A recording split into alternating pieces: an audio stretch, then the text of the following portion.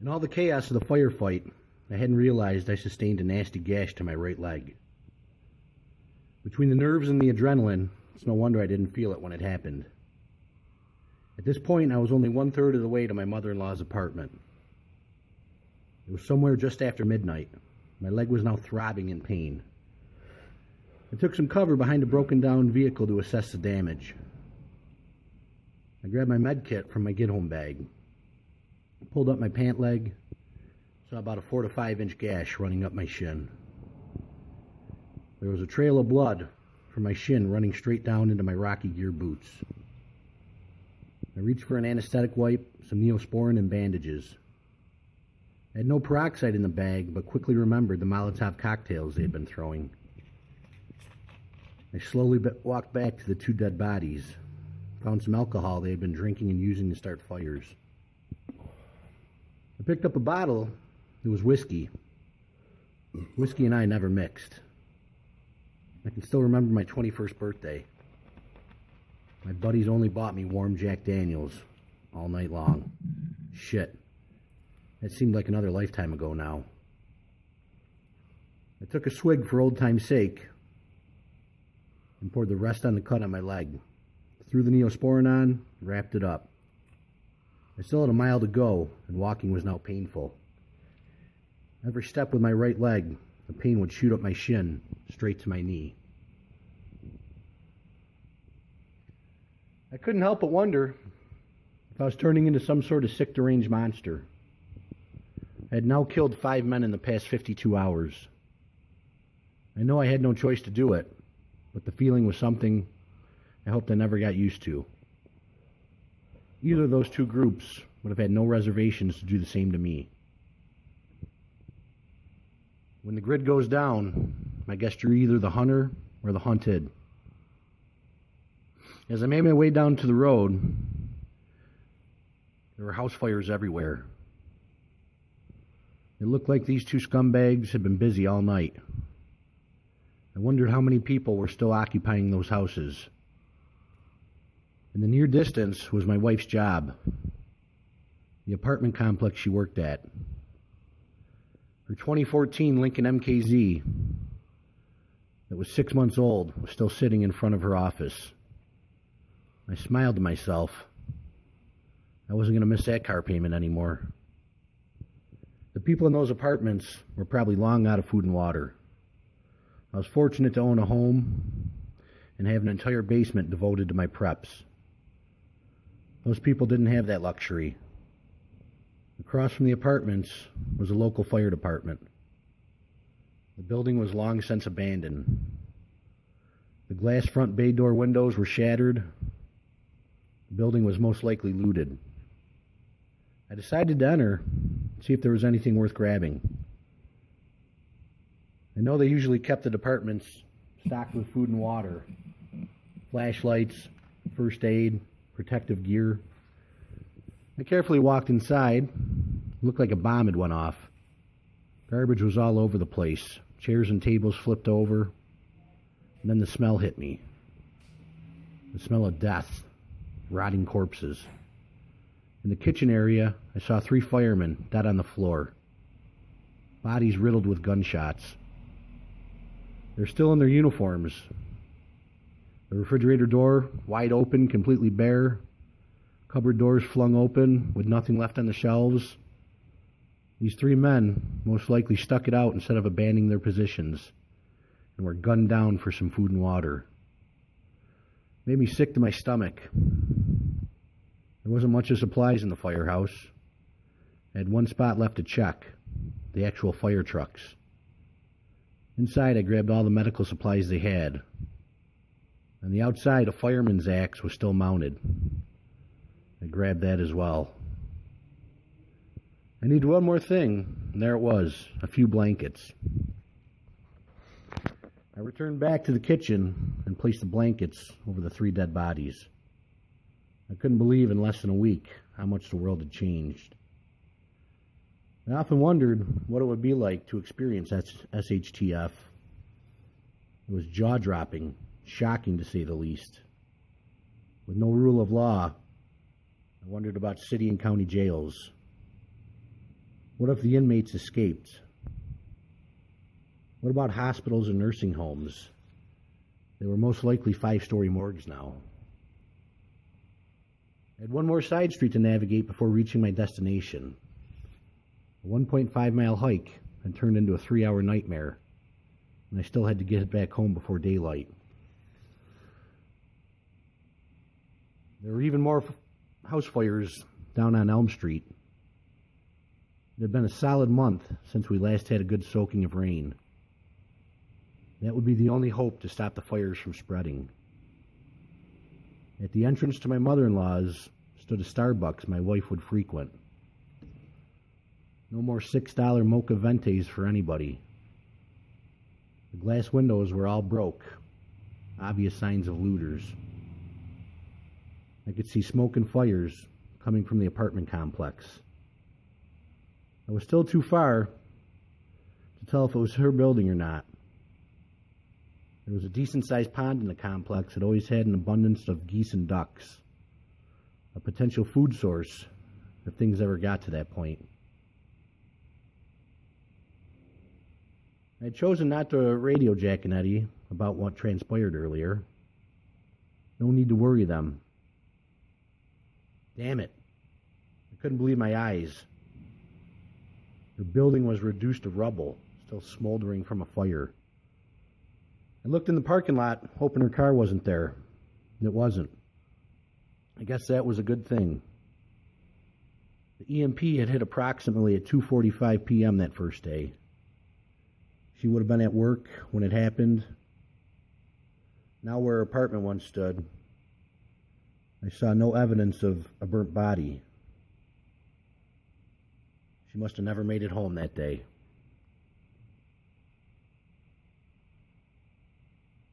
Stranded somewhere in the urban city where she worked for our state government. Who knows what had become of her fate? I doubted if we'd ever see her again. My own mother had been gone 10 years now. My father lived a good 20-minute drive from my house. I'd hoped he was okay.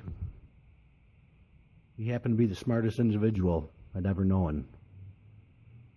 Kind of the MacGyver type. Could fix or build anything using a pile of junk. He wasn't a prepper, but he had 2 rifles, 2 handguns, maybe 700 to 800 rounds. I wasn't a religious person by any means. But at that moment, I looked up and asked the Almighty to look after him and keep him safe. He was the only reason I hadn't left New York State yet. Losing my mother to cancer at a young age had made our relationship even greater. I turned on my walkie, told Jack and Eddie I was en route back to the house. We kept walkie chatter to a minimum in fear of other people listening in on us. Jack answered back, "Copy that." It was the same 1.5-mile journey back if I took the same direct route. And shit, I wasn't sure my right leg could even handle that. It was throbbing so bad, felt like it had its own heartbeat. I knew I needed stitches, probably some medication, fight off any possible infection. I decided to cut through some backyards to shorten the journey. My first obstruction was 20 yards in front of me. A 10-foot-high steel fence that divided residential neighborhoods from the commercial street the apartments were located at. I was leery of climbing that with a leg in bad shape. I pulled off my get-home bag, had just the tool, a pair of heavy-duty side cutters. Helped me cut right through the fence. The decision would save me at least a quarter of a mile. As I cut through the fence, I heard a voice say, "Who the hell are you? What are you doing?" Shit, I'd been spotted. I quickly drew the Beretta 90 series on them, told them don't move an inch. I hadn't realized it, but the location of the fence where I cut in at was immediately behind a group home for troubled kids. I didn't recognize it from the back. I told them I was no one important and had just been looking for family in the apartment complex on the other side. He said his name was Dale. He was the only worker left at the group home. The house was still occupied by 7 kids. Ages ranged from 7 to 14. Dale had no family to go home to, so he stayed there. Those kids were all the family he had, and he wasn't going to abandon them at a time like this. He asked me if I'd seen any groups that were deliberately burning houses down. He and the kids were scared their house would be next. I told Dale I ran into 2 guys earlier who I witnessed in person doing it, but they were no longer going to be a threat. Dale said they had witnessed a group of at least 5 to 6 about 4 hours earlier. Great. There were more of those dirtbags still out there. He asked if I had water. He said they had plenty of food, but were lacking water in the house. I only had 3 20-ounce bottles in my bag, but knew where there was a whole bunch more, and it was fairly close. I told him I could take him there on my way back to my location, but I needed something from him. I pulled up my pant leg, showed him the deep gash I had received, and I needed antibiotics. And this being a group home, they may have some. I was in luck, he said. I told him grab the medicine, any containers, jugs, buckets they had, a few helping hands to help carry the water back. Dale came back with a bottle of penicillin and the 2 oldest boys in the house. I told them at the end of Elm Street there was a fire department. I'd stopped in there on my way. The food and water was wiped out, but the reserve tank on the truck was full of water. It was a 1/4 mile down the street and could be a source of water for them for a while. Dale was ecstatic. Felt dumb at the same time for not thinking of it. I told the group I'd lead them there and help. We'd fill up, but I needed to get back to my family. I pulled Dale aside and told him what I had discovered in the kitchen. And you might want to keep the boys out of there. They had brought enough containers for 15 to 20 gallons of water. I stood guard out front as Dale and the 2 boys filled up. I thanked them for the antibiotics and told them to stay safe. This is a different world we live in now. Dale was one of the good guys who refused to abandon a group of at-risk and troubled kids. The type of person this new world needed. As they turned to head their way, I turned in the opposite direction to make the final mile home. I was hesitant, knowing there was still more of that group out there causing chaos. Just a 1/2 mile down the road, due east, was the 2 I had killed earlier. Lacking sleep, energy, and wounded, I hope I wouldn't run into anybody. Their bodies were still laying where I'd left them. Fire still burning. And then finally, the heavens opened up. The rain that we had lacked, putting us 5 to 6 inches below normal, began to fall. This was a sight for sore eyes. Hopefully would extinguish the out-of-control house fires that were running rampant. The rain felt great, rinsing the sweat and blood off my battered body. 1/2 mile to go to my street. My street sign never looked so good. As I turned left onto Davy Drive, I radioed the boys. 2 minutes out. The sun was now rising to my east. I had pulled some all-nighters in my younger and wild days, but never a night like this. Eddie on night watch was the first to greet me. The first thing he said was, "You look like shit. You're pale as a ghost." I asked him how my kids and wife are. He said they're sound asleep. I walked in my front door and immediately collapsed onto the floor.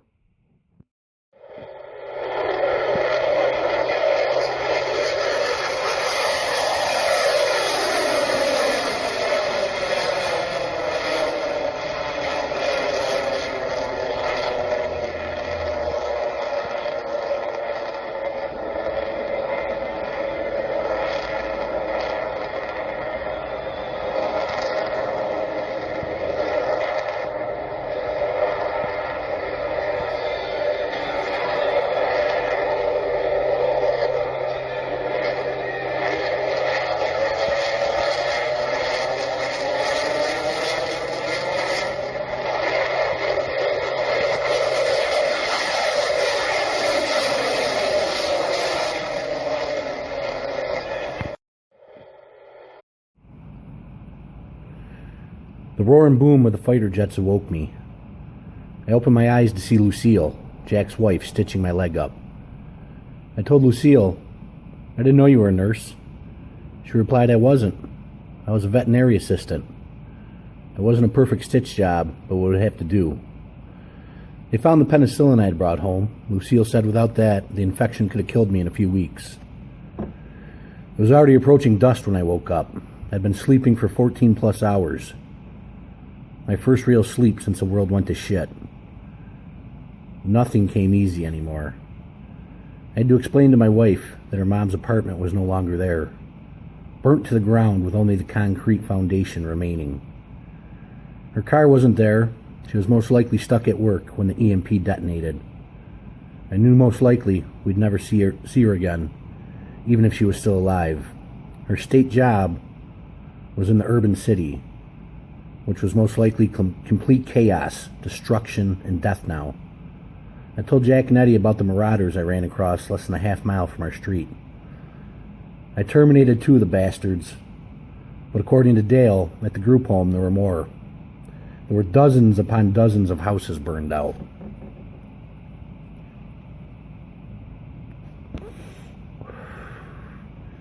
I'm down to 8 packs of cigarettes. It was imperative that we remain vigilant in our neighborhood. Eddie said there had been heavy air traffic all day long. Majority of the jets looked to be Russian, he said. For every 1 American jet, he had seen close to 10 Russian jets. I decided to check the ham radio, try and gather any information we could.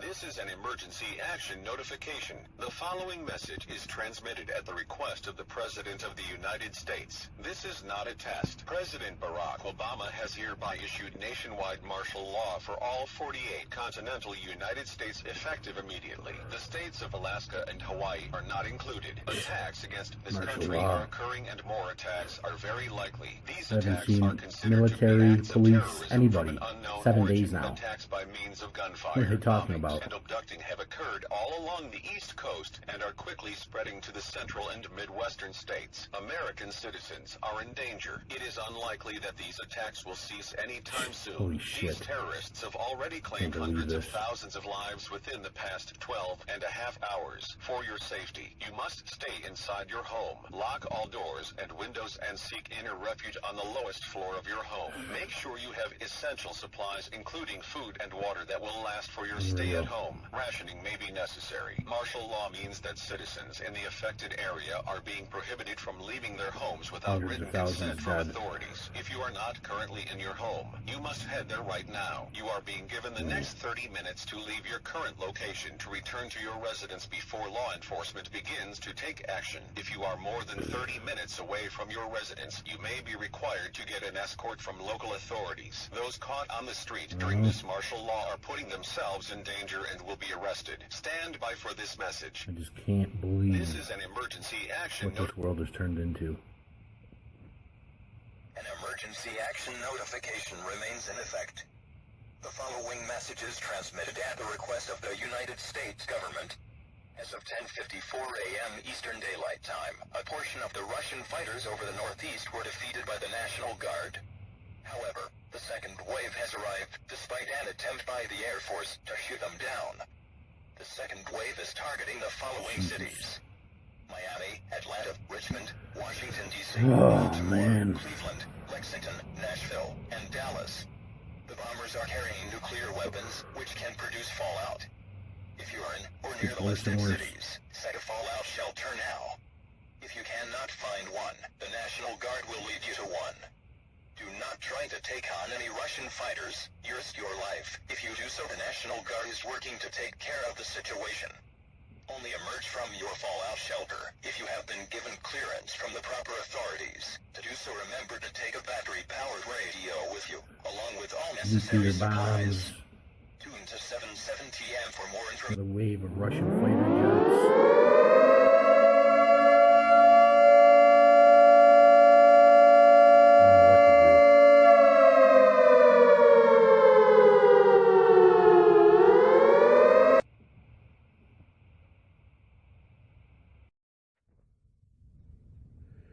My family, Eddie, Jack, and Lucille, all heard the emergency broadcast. Eddie questioned if we should evacuate and head to our city's FEMA camp. Jack and I both knew better. It was day 7 now. It was too late to bug out, and I sure as hell was not taking my family to a FEMA camp. I wondered if it was just an aerial invasion, or if there were going to be troops on the ground too. As bad as it was, I couldn't help but think of the 80s version of Red Dawn. We convinced Eddie he needed to stay here. We were already a small group of 7. We couldn't afford to lose anyone. 7 days in, martial law was the word. I hadn't seen any signs of National Guard, military, or police. Just marauders, thugs, and assassins. I told Jack and Eddie it'd be a good idea if each of us did an inventory of our supplies. By the sounds of things, help didn't seem like it would be showing up at our doorstep anytime soon. What was left of the National Guard and military now had more pressing needs. Jack and Eddie returned home to go through their inventory. I headed to the basement to do the same. Ammunition was priority 1. Over 10,000 rounds of 5.56. 1,400 rounds of 12 gauge. 30 plus rounds of 9mm for the Beretta I'd pulled off the Marauders on day 3. And 3 rounds for that Mosin Nagant I had scavenged as well. I moved to what food I kept for my preps. Over 150 pounds of rice, 75 pounds of pasta, 30 jars of sauce, 90 packs of ramen, 56 packages of Mountain House, 50 pounds of beans, 16 cans of soup, 42 cans of vegetables, and 22 cans of raviolis and SpaghettiOs. I had multiple boxes of cereals, 4 big boxes of oatmeal, 6 boxes of pancake mix. I kept a supply of snacks for my kids too. It could be a big morale boost at a time like this. What I never got into, regrettably, was canning meat. My wife and kids were not meat eaters, but I was. We were still eating from the pantry and cupboards in the kitchen. We hadn't touched any of my stock, but that's going to change in the next day or so. I was in good shape with water, too. I had 5 7-gallon jugs filled, 5 6-gallon jugs, and over 125 1-gallon Poland Spring jugs still left. I kept Kool-Aid mix and lemonade mix for when the taste of water became too bland. I also stocked Gatorade bottles. I had over 50 of those, 4 12-packs of Mountain Dew, and 6 2-liters of it. The water bob in my tub was about half full, probably 50 gallons left in it. I was never a 1%er in terms of wealth, but when it came to preps, I damn sure was now. I figured Jack and Eddie would soon be running out of food. Jack, Eddie, and I reconvened before I took my turn at my first night watch. With the sleep I had gotten, I was the most rested. Eddie had the 100 rounds of 12 gauge I'd given him with the Maverick 88. He was reduced to 2 pounds of pasta, 8 cans of canned goods, 3 days of vegetables from his garden. He was down to his last case of bottled water. Jack had 720 rounds exactly for his 2 handguns. He figured he'd had about 5 days of food left for he and his wife Lucille.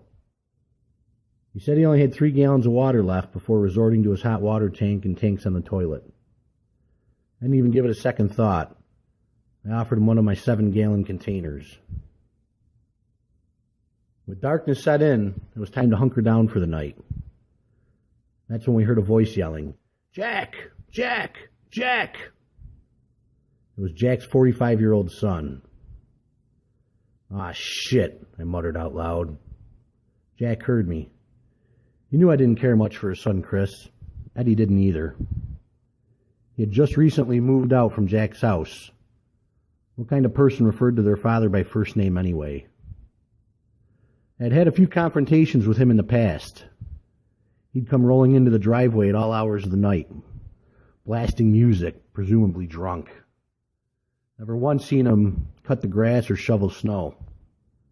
Shit, 2 years ago, Jack had had a heart attack. Chris never stepped up. Eddie and I took turns maintaining Jack's yard. The son of the bitch had the audacity one day to tell me to stop cutting the grass because I woke him up at 4:30 in the afternoon. This was just going to be another mouth to feed. And I knew it wouldn't be long before Chris started trouble. Chris only lived about a half mile from our neighborhood. He said he ran out of food and water and decided to come back home to his parents. He showed up with no supplies except the 3 cases of Natty Ice he said he looted from the gas station next to his house. Him showing up at a time like this was the last thing we needed. He'd been twice divorced and had fathered 4 children by 4 different women. A real piece of shit. He said it's the end of the world, so we might as well drink up. I told Jack, I understand that's your son, and if you want to harbor him, that's your choice. But I'm laying down some rules. No drinking, no drugs, no guns. And if I see you as so much look in the direction of my wife and kids, I'll put a bullet between your eyes. He didn't take too kindly to my promise. He said, "Who made you judge, jury, and executioner?" I told Chris, "I did. That's who. Don't like it? Then leave." Jack tried to settle things down. He told Eddie and I that Chris would be his responsibility and not to worry about it. I said it'd be best if everyone returned to their houses and I would man night watch. Jack and Chris returned to their house, minus the Natty Ice that he showed up with. Eddie was on the same page with me regarding Chris. I told Eddie, "Go rest up. I've got tonight covered." My solar-powered motion lights in the house were the only outdoor lights in the entire neighborhood. I figured they were making my house a target and decided to remove them. Air traffic was still going on at night. The city and the designated FEMA camp was northeast of my house, about 7 miles away. I witnessed fighter jets lighting up the area with bombs and gunfire. From the looks of this, and what I heard on the ham radio, it looked like the Russians were targeting the metropolitan cities where the FEMA camps were set up. I could only imagine how many people have died in the first week. It had to be millions upon millions dead across the country. Martial law was declared, but who the hell was enforcing it? I'd seen a few American fighter jets in the air, but no one on the ground. 8 days in, no help on the horizon. It was just us. If I could go back in time, I would have made sure I was part of a large community of like-minded people with at least 1 or 2 spots to bug out to. Truthfully, I knew we were sitting ducks in this neighborhood. Bombs being dropped just 7 short miles away. The city was on fire. Anyone who took the government's advice to evacuate to the FEMA camps were probably long dead by now. The silence on the street was eerie at night, and even during the day. No cars, no TVs, no cell phones, just darkness. I wasn't sure how many houses were still occupied. The night before I had seen candles in a few, but not many. I decided come morning I'd recruit Eddie. We'd go house to house and find out who was still left. I'd lived on this street for 9+ years and had gotten to know name and face at most of the houses. It would be a risky mission, but I felt the payoff would be worth it. We needed more numbers for security to help protect our neighborhood. There was power in numbers now. I could hear screams coming from a nearby street. I could only imagine what the cause was. I can't emphasize enough how much this world has changed. Burglary, assault, rape, and murder was all too common now. The screams continued. It sounded to be coming from the area where I had killed the two marauders. About a half-mile from my house. I was on high alert, but decided not to investigate. I did not want to leave the immediate area and leave our 3 houses defenseless. The sun would be rising soon, and we could check it out then. With each passing fighter jet, I wondered if our time would be up. Would they decide today was the day to level our neighborhood? How long before we witnessed a ground invasion? I was counting down the minutes till sunrise. Each sunrise meant we made it through another night. Each night seemed to be longer than the previous. Jack, Eddie, and I would reconvene each morning after the night watch, wrapped at sunrise. My wife would put together some oatmeal, pancakes, or Mountain House scrambled eggs. It was difficult on her and my kids being cooped up in the house 24/7. This was their summer vacation, a time when you make memories, go to amusement parks, vacations, movies, or lounging in the pool. This was no world for children to live in. Eddie radioed Jack and I saying he was on his way out for our morning meeting. Jack called back saying he was ready too. Our meetings used to take place in my backyard, but with an aerial threat we had moved them into my garage. My wife had maple brown sugar oatmeal waiting for us. I asked Jack how Chris was during the night. He said he was fine and reassured me again he wouldn't be a problem. I wasn't buying it, but I decided to move on to the next topic. I told the two of them that I witnessed the jets bombing the city. I figured they were laying waste to all the urban cities via air before they possibly start with a ground invasion. We didn't live in a major metropolitan city.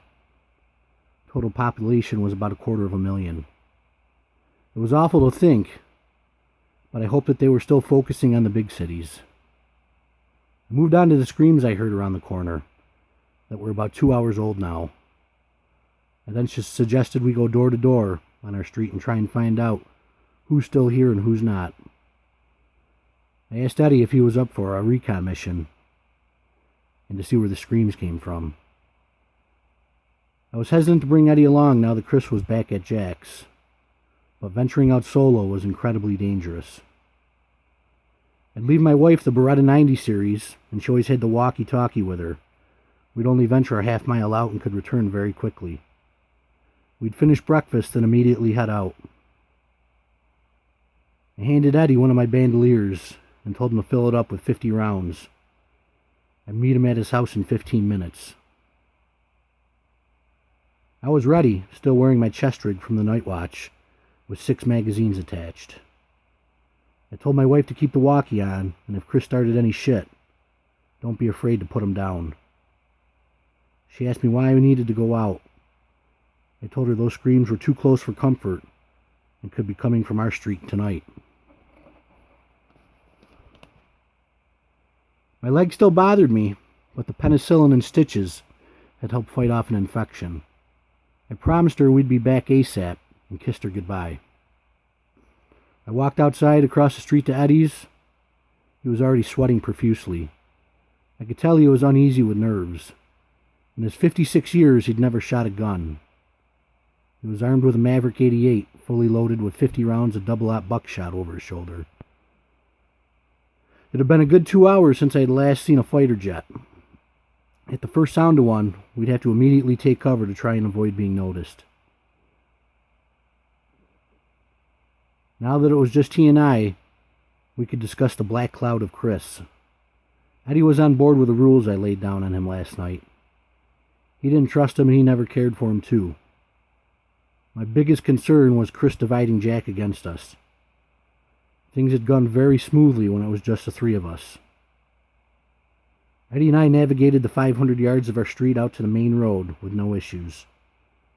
I told him the screams had come from the vicinity of where I engaged in the firefight 2 days before.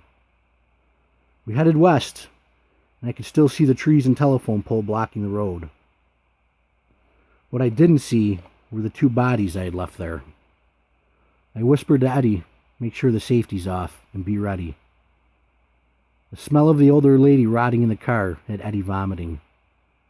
There went the oatmeal he just had eaten.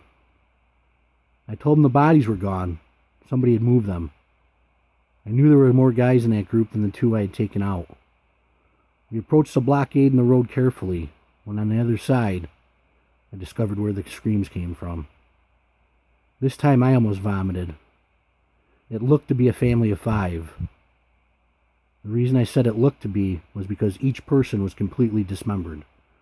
I could count 5 torsos with legs, arms, and heads all scattered about.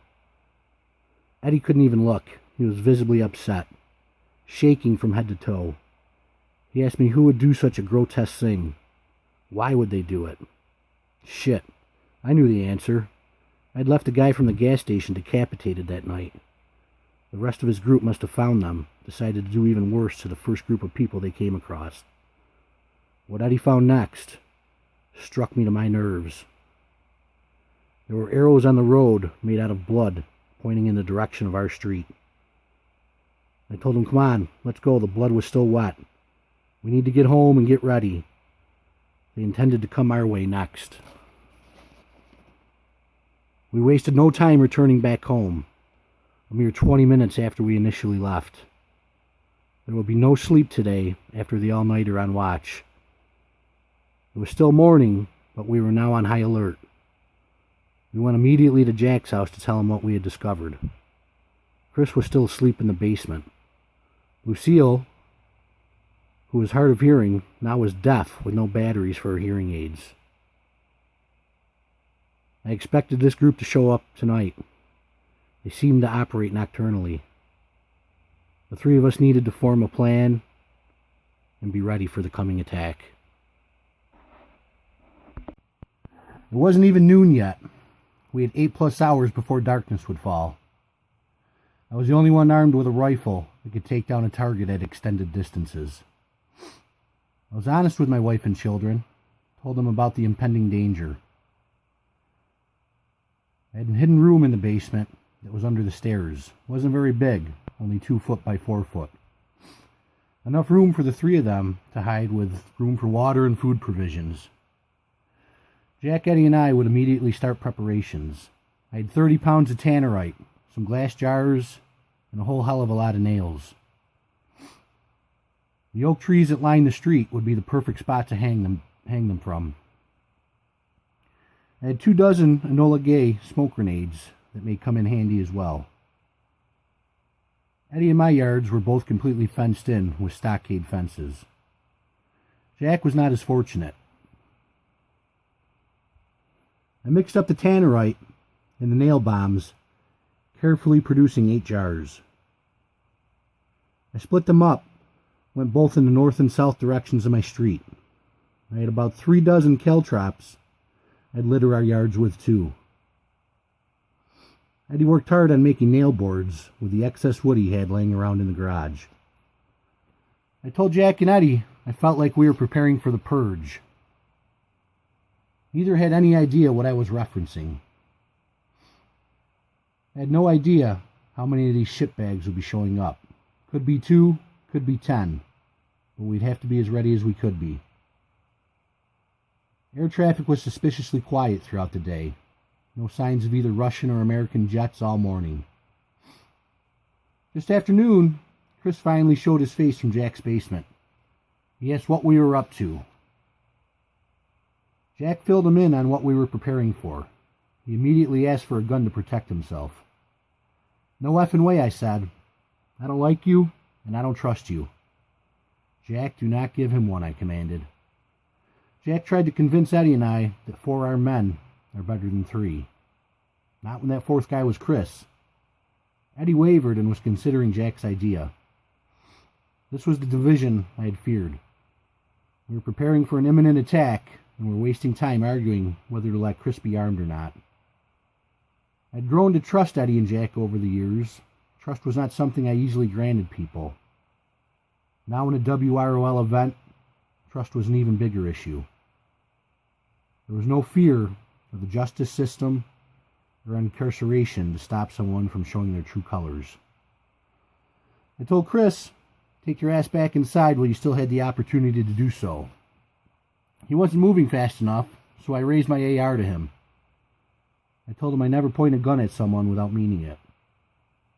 Jack, I hate to put you in this spot, but as long as I'm here, there's no reason for him to show his face. I'm giving you till the count of 5 to turn around and go back inside. Chris took the warning to heart and disappeared. Jack was none too happy with me, but I didn't care. My number one concern was protecting my wife and kids. I suggested the two of them go recharge with some lunch and hydrate. It's going to be a long night. I would stay outside and be on watch while things cooled down between us. Eddie had manufactured 16 nail boards and had spray painted them camo with the paint I supplied. We carefully had positioned them in neighboring yards to give us fair warning if anyone was approaching. Between those, the caltrops, and the tannerite explosives, I felt good. In all honesty, these security measures should have been in place days ago. I just never could have imagined or predicted how fast the world would have went to shit. My wife and kids were now living in a constant state of fear. I felt terrible for the two. A few short weeks ago, I sometimes thought to myself, I wanted SHTF to happen. I'm ready for it. Bring it on. Now that it was here, I couldn't have been more wrong. It was a sick world where tomorrow was not promised. As I stood outside watching over our houses, I heard Lucille, Jack's wife, scream. I yelled to my wife to go to the safe room. I radioed Jack, but he didn't answer. And then I heard a gunshot echo from the house. Jesus Christ, what's going on? I headed over with my rifle ready, finger ready on the trigger. Eddie came out of his front door with a Maverick 88. We tried Jack again, but silence on our end. I told Eddie I'd go around back, you go in the front, and be ready. I glanced in the bay window from the backyard and seen Lucille laying in a pool of blood. Chris standing over her. Jack was on his knees beside her. Chris had one of Jack's revolvers in his right hand and a bottle of liquor in his left hand. He raised the gun to Jack's head. That's when I fired a round through the window, striking him. He fell down, but I wasn't sure if he was dead. I tried making my way through the sliding glass door, but it was locked. Before I could break the window, Eddie came around the corner inside and fired the final shot. A double-aught buckshot to Chris's face, a fatal blow.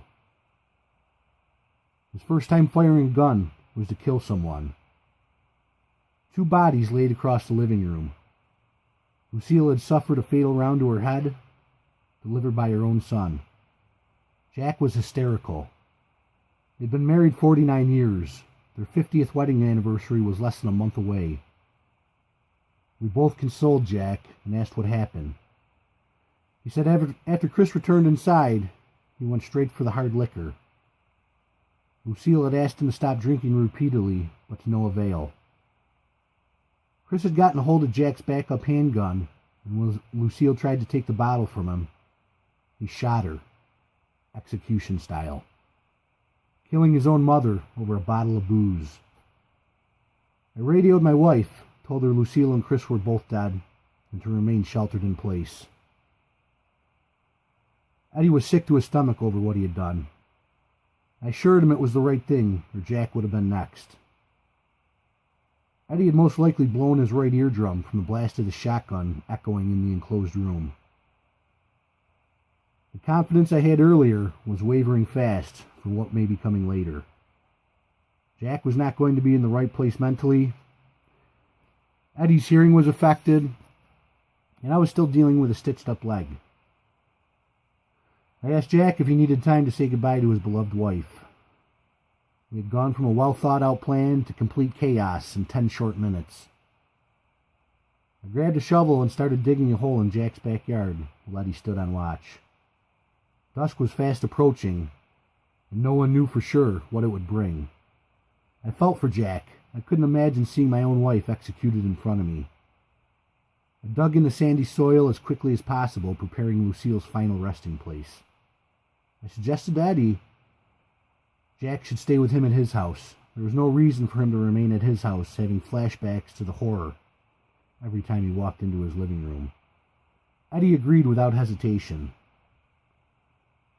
About an hour had passed, and the hole was finally ready. Jack had wrapped her body in a bedsheet. Eddie and I carried Lucille out back carefully, lowering her into the shallow grave. Jack insisted on burying her body by himself. Eddie asked what he wanted us to do with Chris's body. Jack replied, leave it there and let it rot. Well, Jack finished covering her body. Eddie and I decided to grab any and all supplies from inside to move next door to Eddie's house.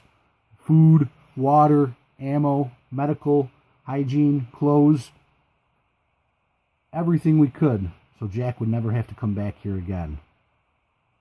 We threw everything in a wheelbarrow to minimize trips. Fortunately, they lived next door to each other and the trips were short. I'd been awake over 24 hours now. Hadn't eaten a thing since breakfast. On our last trip back to Eddie's, 4 houses down on the opposite side of the street, at Dave's house, we heard windows shatter. It was go time. This was it. I asked Eddie if he was ready to battle. Before he could answer, my wife radioed, said it was an emergency, and I needed to hear this. I told her now's not the time. She said, shut up. You need to listen to this.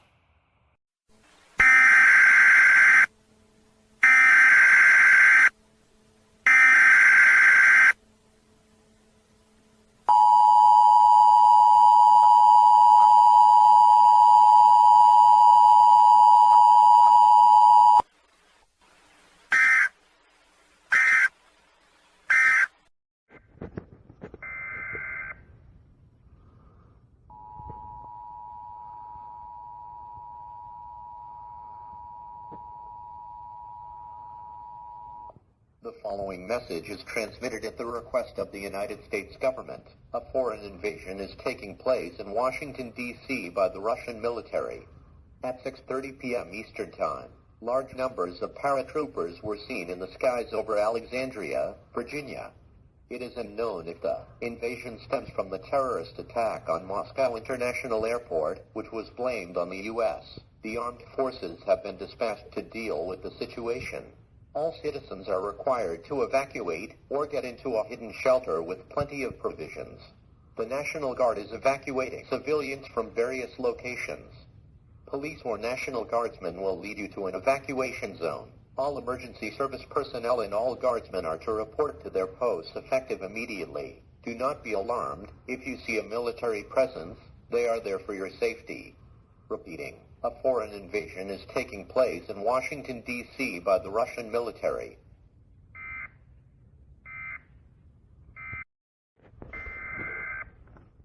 We interrupt this program. This is a national emergency. Important details follow.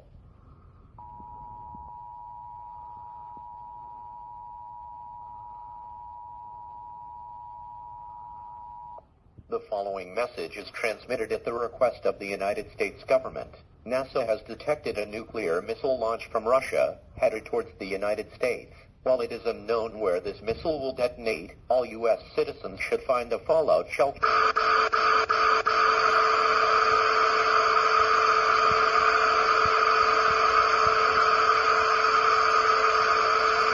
Update: the bomb has detonated over the White House. It has produced fallout. Cities in the region, east of Columbus, north of Atlanta, south of Buffalo, and on the East Coast, should shelter in place, cover all door cracks, shut windows, turn off ventilation, and make sure you have plenty of rations. The President of the United States will be speaking on all channels shortly. Stand by for the message.